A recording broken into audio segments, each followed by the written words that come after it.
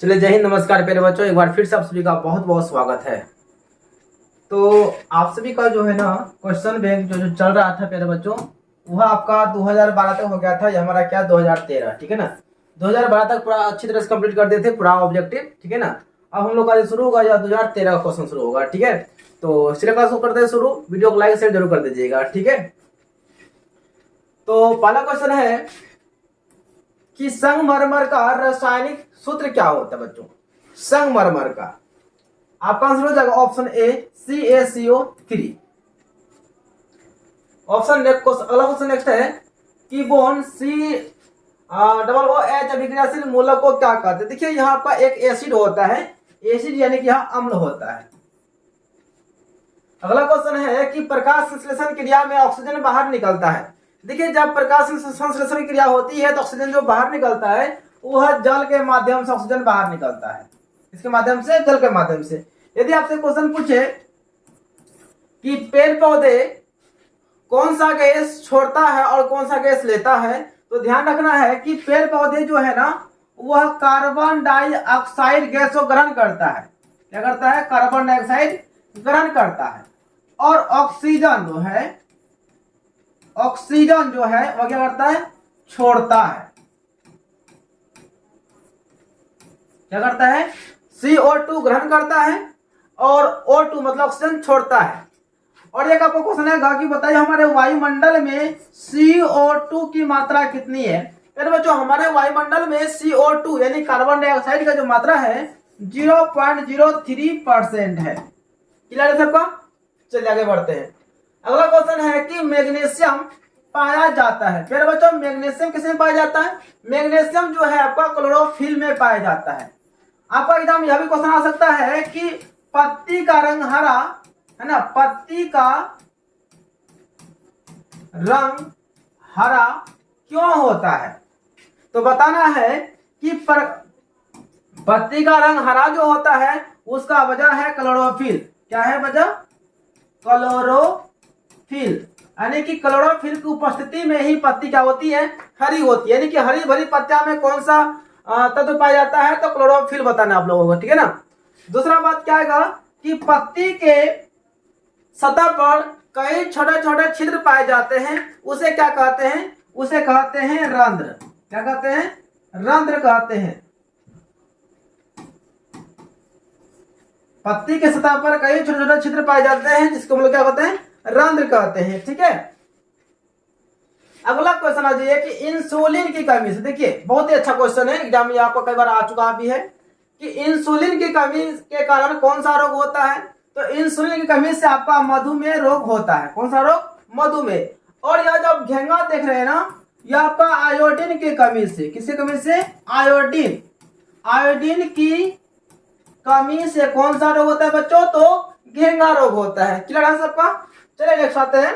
सवाल है आपका कि दृश्य प्रकाश है ना, दृश्य प्रकाश में किस वर्ण का तरंगदैर्घ्य अधिकतम होता है?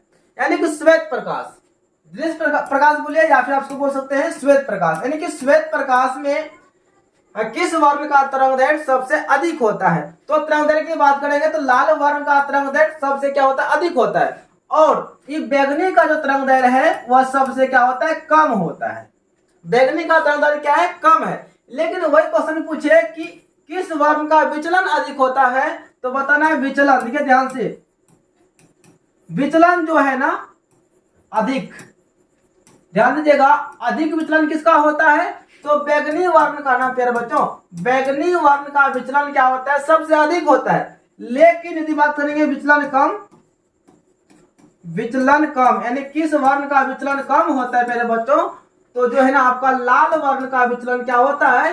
कम होता है। लेकिन लाल का तरंगदैर्घ्य क्या होता है? ज्यादा होता है और बैगनी का तरंगदैर्घ्य कम होता है। विचलन की बात करेंगे तो बैगनी का विचलन अधिक हो जाता है और लाल का विचलन क्या होता है? कम हो जाता है। आपसे एग्जाम में यह भी क्वेश्चन आ सकता है कि श्वेत प्रकाश में कितने वर्ण पाए जाते हैं, कितने रंग होते हैं। तो बताना है श्वेत प्रकाश में ना, श्वेत प्रकाश में 7 वर्ण होते हैं। कितने वर्ण होते हैं भाई? 7 वर्ण होते हैं। अगला क्वेश्चन है विद्युत शक्ति का SI मात्रक क्या होता है? विद्युत शक्ति का मात्रक प्यारे बच्चों वाट होता है। अच्छा वोल्ट जो है ना, ये आपका विभव का मात्रक होता है। विभव हो अथवा विभवांतर हो, क्या हो, विभव अथवा विभवांतर का मात्रक क्या होता है, वोल्ट होता है। और ये जूल, यहाँ जूल हो गया भाई, जूल होगा है ना, जूल जो है यह आपका ना कार्य का मात्रक होता है, या बोल सकते हैं ऊर्जा का मात्रक क्या होता है, जूल होता है, राइट। उसके बाद कूलम जो है, या कूलम हमारा आवेश का मात्रक होता है। याद रखना है कि आवेश का मात्रक क्या होता है, तो कूलम होता है, ठीक है। चलिए आगे बढ़ते हैं। क्वेश्चन अगला है आपका कि विद्युत बल्ब का तंतु बना होता है, जो विद्युत बल्ब होता है ना उसका जो तंतु बना होता है, फिलामेंट, वो किसका बना होता है, वह आपका टंगस्टन का बना होता है। किसका, टंगस्टन का। अगर वही बात करेंगे कि बताइए विद्युत बल्ब में कौन सी गैस भरी जाती है, तो बताना है विद्युत बल्ब में कौन सी गैस भरी जाती है बच्चों, तो बताना है क्या, अक्रिय गैस भरी जाती है। कौन सा गैस, अक्रिय गैस। तो उसका नाम क्या है, उसका नाम है हीलियम। विद्युत बल्ब में हीलियम गैस भरी जाती है। उसके बाद यदि आपसे क्वेश्चन पूछे कि बताइए कि आयरन में और हीटर में किसका फिलामेंट होता है, तो आयरन हो मेरे बच्चों, चाहे वो आयरन हो या विद्युत हीटर हो, है ना, इसका जो फिलामेंट होता है वो नाइक्रोम का होता है। किसका फिलामेंट, तो नाइक्रोम का फिलामेंट होता है। किसमें, चाहे आपका आयरन हो, इसको आप लोग आयरन कपड़ा प्रेस करते हुए आयरन की बात कर रहे हैं हम, आयरन हो या फिर हीटर हो, जो ठंडी हो, लोग हीटर से क्या करते हैं, तापते, मतलब ठंडी को दूर करते हैं। तो चाहे आयरन हो या हीटर हो, इसका जो फिलामेंट होता है नाइक्रोम का फिलामेंट होता है, ठीक है। उसके बाद विद्युत बल्ब का जो फिलामेंट होता है वह किसका होता है, टंगस्टन का होता है। चलिए अगला क्वेश्चन है, नाभिकीय ऊर्जा प्राप्त करने हेतु आवश्यक है। देखिए नाभिकीय ऊर्जा प्राप्त करने के लिए हमें यूरेनियम की आवश्यकता होती है। किसका, यूरेनियम। आंसर क्या हो जाएगा, ऑप्शन सी, यूरेनियम। अगला क्वेश्चन है, ग्लोबल वार्मिंग के लिए उत्तरदायी गैस कौन है, नहीं ग्लोबल वार्मिंग के लिए कौन सा गैस उत्तरदायी है, तो हमारा होता है कार्बन डाइऑक्साइड। किसमें है, ऑप्शन हमारा सी में है, कार्बन डाइऑक्साइड। आपका ना एक क्वेश्चन एग्जाम में आएगा कि CFC का पूरा नाम क्या है भाई, पूरा नाम बताइए, CFC का पूरा नाम क्या होगा। ये हमारा ग्लोबल वार्मिंग से संबंधित हमारा क्वेश्चन है कि CFC का पूरा नाम क्या है। तो याद रखना आपको, इसका नाम है क्लोरो, चलिए हिंदी में लिख देते हैं क्लोरो, F से हो गया फ्लोरो और C से हो जाएगा कार्बन। तो क्लोरो फ्लोरो कार्बन हमारा CFC का पूरा नाम है। फिर आपको याद दिला देते हैं कि बताइए हमारे वायुमंडल में CO2 कितना होता है। हमारे वायुमंडल में पहले बच्चों CO2 की मात्रा करेंगे ना, वह 0.03% होता है हमारे वायुमंडल में कार्बन डाइऑक्साइड का मात्रा, ठीक है। अगला क्वेश्चन है कि लिटमस विलियन बैगनी रंजक को, किसको, बैगनी रंजक को, सॉरी विलियन बैगनी रंजक होता है जो निम्न में से किससे निकाला जाता है। देखिए अब लिटमस जो है, या लिटमस जो है ना, या बैगनी रंग का एक रंजक होता है, उसको जो ना लाइकेन के पौधे से निकाला जाता है। किससे, लाइकेन के पौधों से इसे निकाला जाता है। अगला क्वेश्चन है, जब सोडियम हाइड्रोक्साइड जिंक से विक्रिया करता है तो कौन सा उत्पाद बनाता है, वो बनाता है बच्चों सोडियम, इसका नाम क्या था, सोडियम जिंकेट। यहां पे आपको हो जाएगा सोडियम जिंकेट बनाता है, Na2ZnO2+H2। यहाँ पे अगर 2 नहीं भी देंगे तो फिर भी चलेगा, ठीक है, लेकिन 2 दे देना चाहिए। और आपका ऑप्शन में है तो कोई दिक्कत नहीं। तो क्या बोलते हैं, सोडियम जिंकेट कहते हैं। चलिए अगला क्वेश्चन है, किसी भी उदासीन विलयन का पीएच मान क्या होता है। यार बच्चों उदासीन विलयन का पीएच मान जो है, उदासीन विलयन का पीएच मान वह आपका 7 होता है। किसका, उदासीन का। लेकिन वही बोलेगा, बताइए कि अम्लीय विलयन का, है ना, अम्लीय विलयन का पीएच मान क्या होता है, तो अम्लीय विलयन का जो पीएच मान होता है वह 7 से कम होता है। किसका, अम्लीय विलयन का। उसके बाद जो है ना आपका एक होता है क्षारीय विलयन। क्षारीय विलयन जो है ना पहले बच्चों, क्षारीय विलयन का पीएच मान जो होता है वह क्या होता है, 7 से अधिक होता है। किसका, क्षारीय विलयन का पीएच मान 7 से अधिक होता है, और उदासीन का पीएच मान आपका पक्का पक्की 7 होता है। चलिए अगला क्वेश्चन है, ये बेकिंग सोडा का रासायनिक सूत्र क्या है। बेकिंग सोडा का, सोडियम कार्बोहाइड्रेट, आपका ऑप्शन हो जाएगा ए। इसको हम लोग खाने वाला सोडा भी कहते हैं, इसी सोडा का इस्तेमाल हम लोग पूरी वगैरह में करते हैं। तो NaHCO3 सोडियम कार्बोहाइड्रेट, इसे खाने वाला सोडा भी कहते हैं, इसको हम लोग क्या बोलते हैं, बेकिंग सोडा भी कहते हैं। चलिए अगला क्वेश्चन है, एक्वारेजिया मिश्रण में HCl मतलब हाइड्रोक्लोराइड एंड HNO3 का अनुपात क्या होता है? वो अनुपात होता है मेरे बच्चों 1:3 होता है। कितना होता है? 1:3 होता है। अगला क्वेश्चन है, द्विखंडन होता है। देखिए द्विखंडन जो है ना, ये हमारा अलैंगिक जनन की विधि है। द्विखंडन जो है हमारा अमीबा में पाया जाता है। किसमें? अमीबा में। और अमीबा पे आपका क्वेश्चन आएगा, बताइए कि अमीबा भोजन का ग्रहण कैसे करता है? बताइए मेरे बच्चों कि अमीबा भोजन का ग्रहण कैसे करता है? तो वह करता है कूटपाद के द्वारा, कूटपाद के द्वारा। और अमीबा कैसा जीव है? अमीबा जीव जो है वह एक कोशिकीय जीव है, एक कोशिकीय जीव है। याद रहेगा, अमीबा जो है ना एक कोशिकीय जीव है, इसका आकार निश्चित नहीं होता है। अगला क्वेश्चन है कि फूल में नर प्रजनन अंग होता है।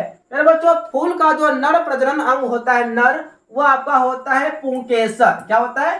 पुंकेसर होता है। उसके बाद यदि क्वेश्चन पूछ दे कि बताइए कि फूल में मादा है ना, मादा प्रजनन अंग होता है, अंग होता है। तो बताइए फूल में जो मादा प्रजनन अंग है वह क्या होता है? उसे हम लोग कहते हैं स्त्री केसर। क्या कहते हैं बच्चों? स्त्री केसर कहते हैं। फूल का जो नर भाग होगा उसे पुंकेसर कहते हैं, और उसी फूल का यदि बोलेगा कि मादा भाग क्या होगा, मतलब स्त्रीलिंग भाग क्या होगा, तो बताना है स्त्री केसर होता है। क्लियर है सबका? आगे बढ़िए। क्वेश्चन है 18 कि अंडाणु निषेचित होता है। अंडाणु जो है हमेशा फेलोपियन नलिका में निषेचित होता है। फेलोपियन नलिका, इसको सही करते हैं, नलिका, फेलोपियन नलिका से निषेचित होता है कौन? अंडाणु।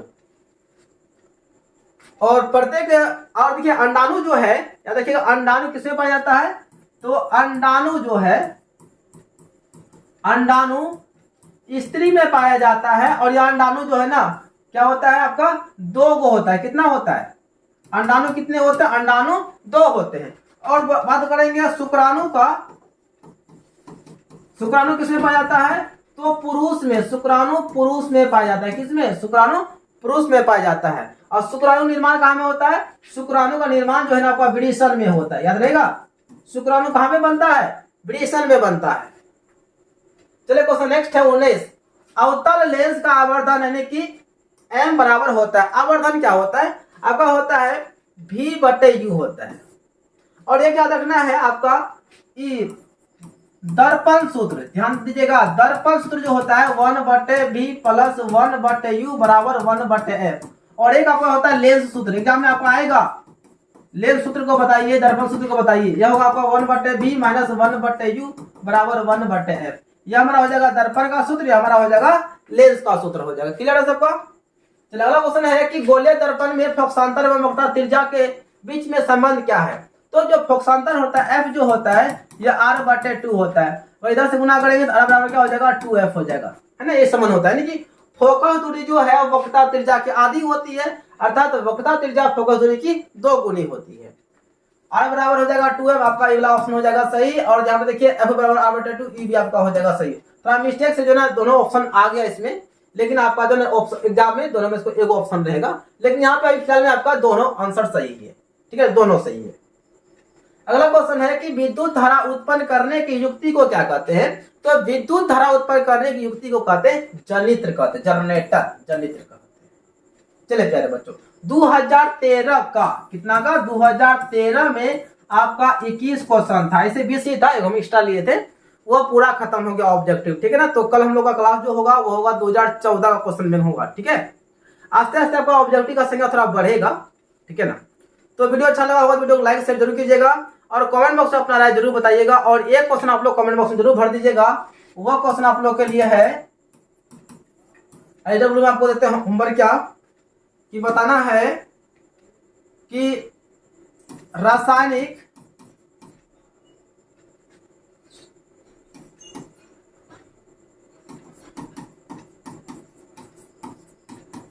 रासायनिक अभिक्रिया में भाग लेने वाले